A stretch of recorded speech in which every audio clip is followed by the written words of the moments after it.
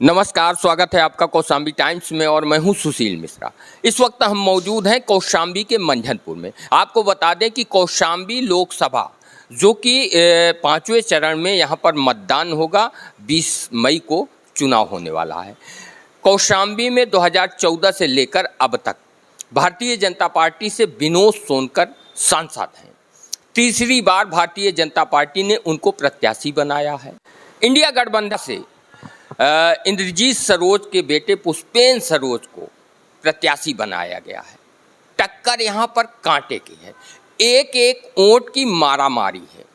आज हमारे साथ खास बातचीत करने के लिए मौजूद हैं भारतीय जनता पार्टी से जिला पंचायत अध्यक्ष कल्पना सोनकर के पति जितेंद्र सोनकर जी। स्वागत है कौशाम्बी टाइम्स जी। क्या स्थिति है? भारतीय जनता पार्टी तीसरी बार क्या कौशाम्बी लोकसभा में कमल खिला पाएगी? जी, प्रचंड बहुमत से भारतीय जनता पार्टी तीसरी बार कौशाम्बी में कमल खिलाने जा रही है और तीसरी बार हमारी माननीय मोदी जी तीसरी बार प्रधानमंत्री जी की कुर्सी में की कुर्सी में बैठने जा रहे हैं और विनोद सोनकर जी तीसरी बार प्रचंड बहुमत से सांसद बनने जा रहे हैं। और सांसद ने इस बार अगर जनता उनके साथ उनको सांसद बना रही तो सरकार की जिम्मेदारी उनको मिनिस्टर बनाएगी।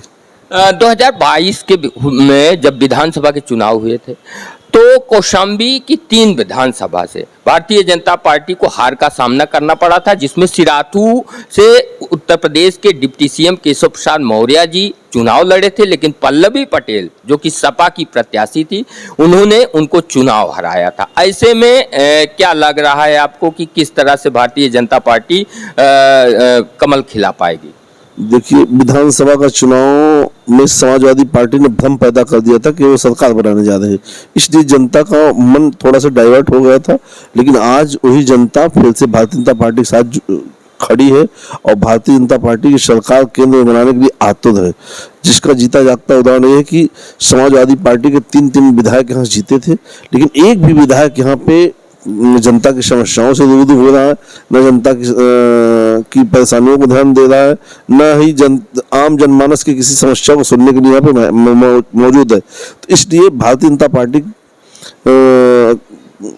से विलग होकर के जिन कार्यकर्ताओं ने, जिन लोगों ने या जो आम जनमानस ने समाजवादी पार्टी को चुनने की गलती की थी, वो आज पछता रहे हैं। जो सुनने में आ रहा है कि 2022 में जब डिप्टी सीएम सिराथू से विधानसभा का चुनाव हारे तो जो खबरें निकलकर सामने आई उसमें मुख्य रूप से ये था कि भारतीय जनता पार्टी के अंदर गुटबाजी देखने को मिली, और ये भी खबर निकलकर सामने आ रही है कि उनके डिप्टी सीएम के चुनाव हारने की वजह से मौर्य समाज बेहद नाराज है। कैसे मनाएंगे आप लोग? नहीं, ऐसा नहीं है।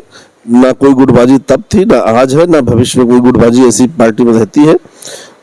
और मौर्य समाज तो यहाँ का प्रतिनिधित्व कर रहा है। आदरणीय धर्मराज मौर्य जी यहाँ के जिला अध्यक्ष हैं, माननीय डिप्टी सीएम साहब यहाँ से उपमुख्यमंत्री हैं, जो सरकार में कौशाम्बी का ही नहीं पूरे देश का प्रतिनिधित्व करते हैं। तो इसलिए मौर्य समाज की साख भी दांव पे है कि किसी न किसी तरीके से ये जो तमाम प्रकार की ऐसी खबरें प्रकाशित होती हैं उनका खंडन विनोद सोनकर जी को भारी मतों से जिता करके सदन में भेजने के बाद वो सारी चीजें ऑटोमेटिक बंद हो जाएंगी। भारतीय जनता पार्टी से टिकट के दावेदार मंझनपुर से पूर्व भाजपा विधायक लाल बहादुर जी भी थे, लेकिन टिकट मिला विनोद सोनकर जी को। तो क्या कहीं मनमुटाव तो नहीं होगा? क्या भारतीय जनता पार्टी के जो नेता हैं, कार्यकर्ता हैं, पूरी तरह से विनोद सोनकर जी के साथ रहेंगे या फिर गुटबाजी देखने को मिलेगी? देखिए, भारतीय जनता पार्टी एक बहुत बड़ा परिवार है, एक बहुत बड़ी विचारधारा है, और भारतीय जनता पार्टी से जुड़ने वाला कोई कार्यकर्ता, चाहे वो कोई विधायक हो, चाहे वो कोई सांसद हो, या कोई आम कार्यकर्ता हो, उसके मन में कोई किसी भी प्रकार का कोई संशय नहीं हो सकता है, क्योंकि संशय तभी तक रहेगा जब तक प्रत्याशी चयन नहीं हो जाएगा। जिस समय प्रत्याशी चयन हो जाता है, सब अपने अपने काम में लग जाते हैं और सबका एक उद्देश्य होता है किसी की कमल को खिलाना है और सरकार को बनाना है। विनोद सोनकर जी का एक वीडियो वायरल हुआ है जिसमें उन्होंने ब्राह्मण, वैश्य और क्षत्रिय पर अमर्यादित टिप्पणी की की गई है। तो ऐसे में ब्राह्मण क्षत्रिय वैश्य के अंदर नाराजगी देखने को मिल रही है। क्या लगता है इस नाराजगी को किस तरह से आप लोग दूर कर पाएंगे? नहीं, वो उस वीडियो से किसी भी ब्राह्मण और किसी भी क्षत्रिय किसी वैश्य के मन को या उनकी भावनाओं को ठेस पहुंचाना नहीं था। और वो तो एक आम भाषा में उन्होंने लोगों को, अपने समाज के लोगों को अपनी बात को बताने का, प्रदर्शित करने का काम किया कि भाई हम इस तरह से, अभी इतने मजबूत लोग हैं, इस बहादुर मतलब इस कौम में हम लोगों का जन्म हुआ है कि हम लोगों ने संघर्ष किया, लड़ाई लड़ी, ना कि किसी की भावनाओं को, किसी जाति धर्म को नीचे दिखाने का ऐसा कोई काम मुझे नहीं लगता उस वीडियो से ऐसा है। जो कुछ लोग जो सपा बसपा में, कांग्रेस में जुड़े हैं, ऐसे लोग तिल का ताड़ बना करके गलत खबर फैला रहे हैं। पिछले 10 साल से केंद्र में मोदी जी की सरकार है। ऐसे में महंगाई, बेरोजगारी जैसे तमाम मुद्दे विपक्ष उठा रहा है मजबूती के साथ। तो क्या लग रहा है जनता के बीच में ये मुद्दे हैं या नहीं हैं, और अगर हैं तो किस तरह से आप जो है जनता को अपने पक्ष में कन्वर्ट करेंगे या मोड़ेंगे? देखिए, विपक्ष के पास एक ही काम है कि हम ऐसा क्या कर दें, कौन सा ऐसा जादू चला दें, कौन सा ऐसा झूठ बोल दें जिससे कि हम सत्ता में काबिज हो जाएं। क्योंकि वो सत्ता पाने के लिए 70 साल से जो ऐशो आराम की जिंदगी में जीते चले आए हैं, ऐशो आराम से रहते चले आए हैं, जनता को बेवकूफ बनाने का जो कार्य उन्होंने 70 सालों से किया है, अब वो नहीं कर पा रहे हैं। जब से माननीय प्रधानमंत्री नरेंद्र मोदी जी देश की कुर्सी पर काबिज हुए हैं, तब से विपक्ष या कोई ऐसा दल जिन्होंने हुकूमत की, उनको लगता है कि हम सत्ता से बहुत दूर होते चले जा रहे हैं। तो इसलिए सत्ता पाने के लिए उनको काम है भ्रम फैलाना, झूठ बोलना। महंगाई कहाँ है? ऐसा तो नहीं है। अगर महंगाई है तो पहले एक आम आदमी का, एक सिपाही का वेतन कितना था? 10,000 हुआ करता था। आज वही सिपाही का वेतन 50,000, 80,000, 1 लाख है। तो महंगाई कहाँ है? 10,000 के हिसाब से देखेंगे कि आज 1 लाख के हिसाब से देखेंगे? झूठ बोलने की बात की तो विपक्ष तो आरोप लगाता है कि मोदी जी झूठ बोलते हैं। पूरा देश जानता है कि मोदी जी ने देश को कितनी अच्छी दशा और दिशा दी है। आज विश्व भी इस बात का लोहा मानता है कि देश का जो विश्व का नेतृत्व है, माननीय प्रधानमंत्री मोदी जी जैसे नेता को ही करना चाहिए। 2019 में कौशाम्बी से विनोद सोनकर जी लगभग 3,83,000 उनको जो वोट मिला था, और सपा से और बसपा के संयुक्त प्रत्याशी इंद्रजीत जी को 3,44,000 के आसपास वोट मिला। हार जीत का अंतर 39,000 के आसपास है। ऐसे में अभी तक राजा भैया जनसत्ता दल लोकतांत्रिक पार्टी की तरफ से प्रत्याशी नहीं घोषित हुआ है। यदि प्रत्याशी नहीं उतारते और जो उनके प्रत्याशी शैलेंद्र कुमार जी को 1,57,000 वोट मिले थे, अगर प्रत्याशी वो नहीं उतारते तो ये वोट जिस तरफ जाएगा वो जीत की तरफ आगे बढ़ेगा। तो आपको क्या लग रहा है, क्या स्थिति बनेगी कौशाम्बी में? कौशाम्बी हम पिछले 10 वर्षों से 2 दशक से जीते हैं, और इस बार भी हम जीतेंगे।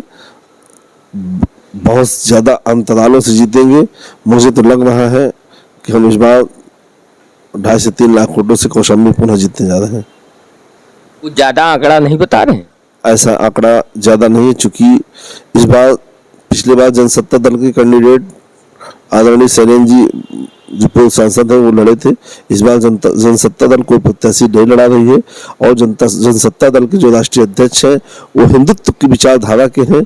इसलिए देश को नई दशा और दिशा देने के लिए जिस तरह से उन्होंने राज्यसभा के चुनाव में हमारा साथ दिया, उस तरह से वो लोकसभा के चुनाव में हमारा साथ देंगे, हमें ऐसा विश्वास है।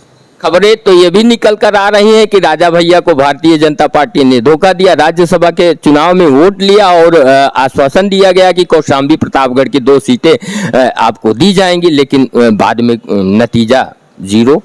नहीं, ऐसा नहीं है। कोई किसी को धोखा नहीं दिया। आपसी तालमेल से सारे काम होते हैं, और माननीय जो राष्ट्रीय अध्यक्ष जनसत्ता दल आदरणीय माननीय विधायक राजा भैया जी का जो भारतीय जनता पार्टी से जो संपर्क है, जो उनके विचारधारा है, वही विचारधारा पे भारतीय जनता पार्टी काम करती है। तो ऐसा कुछ नहीं है, तो सब अफवाह है। लोग एक दूसरे को नीचा दिखाने के लिए अफवाह फैलाते हैं।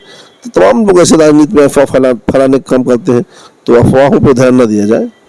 पुष्पेंद्र सरोज जो कि इंडिया गठबंधन के उम्मीदवार हैं कौशाम्बी से, लंदन से पढ़ाई उन्होंने की है और युवा है, 25 वर्ष उम्र है, क्या कहना चाहेंगे कि लोग जो है एक पढ़े लिखे युवा की तरफ हो सकता है कि आकर्षित हो? देखिए, यहाँ पर सीधा सीधा परिवारवाद लागू हुआ है। माननीय इंजी सरोज जी जो समाजवादी पार्टी से विधायक है और पिछले पांचवी बार विधायक हूँ, 2 बार 3 बार कैबिनेट में मिनिस्टर भी रहे।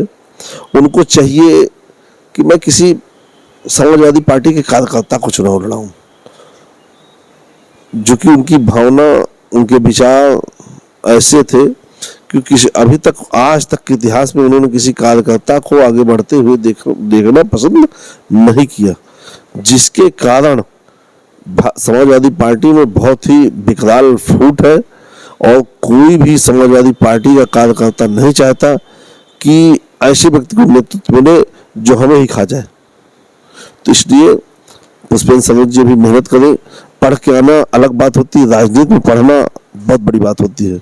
अभी राजनीति में उनको बहुत कुछ सीखना पड़ेगा और ये जो जिस हक से वो चुनाव लड़ रहे हैं वो किसी समाजवादी पार्टी के कार्यकर्ता का हक था। समाजवादी पार्टी के कोई कार्यकर्ता लड़ता तो एक बार मैं तो कहता चुनाव में कहीं फाइट होती, लेकिन यहाँ पे कहीं कोई फाइट नहीं है। चुनाव एक तरफा है, लहर है भारतीय जनता पार्टी की और भारतीय जनता पार्टी भारी मतों से चुनाव जीत रही है। श्री राठौर विधायक पल्लवी पटेल ने यहाँ से पीडीएम के तहत प्रत्याशी उतारा है, क्या लग रहा है भारतीय जनता पार्टी को फायदा होगा या नुकसान होगा? नहीं, वो तो उनकी विचारधारा है, उनकी पार्टी है, उनका प्रत्याशी है। लोकतंत्र में लड़ना लड़ाना ये सबकी जिम्मेदारी है। वो भी अपना प्रत्याशी लड़ा रही है, अच्छी बात है। और बहुत अच्छे, बहुत ही कद्दावर, बहुत ही मजबूत और जाबाज साथी जो हमारे माननीय जिला पंचायत सदस्य भी हैं हमारे, और बहुत ही तेज तर्रार बच्चे पे दांव लगाया है उन्होंने। तो ठीक है, अच्छी बात है। मैं उनके उज्जवल भविष्य की शुभकामनाएं देता हूँ, वो आगे बढ़े। अंत में क्या कहना चाहेंगे?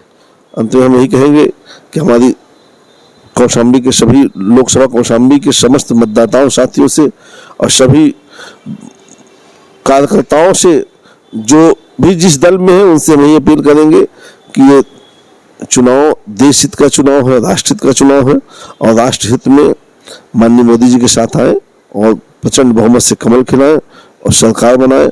हम सबका साथ, सबका विकास, सबके विश्वास के तर्ज में काम करते हैं, जिसका जीता जागता उदाहरण पूरा देश और पूरा विश्व देख रहा है। तो इसलिए साथ आए, सरकार बनाए। ये थी छोटी सी बातचीत जितेंद्र सोनकर जी के साथ। अब देखने वाली बात होगी कि 20 मई को वोटिंग है और नतीजा क्या आएगा। 4 जून को परिणाम आने वाला है। कौशाम्बी की जनता क्या तीसरी बार भारतीय जनता पार्टी से विनोद सोनकर को फिर से सांसद बनाती है या फिर इंडिया गठबंधन के प्रत्याशी पुष्पेंद्र सरोज को, जो कि युवा हैं, इनको सांसद बनाएगी? आप लोग क्या सोचते हैं, कमेंट करके जरूर बताएं।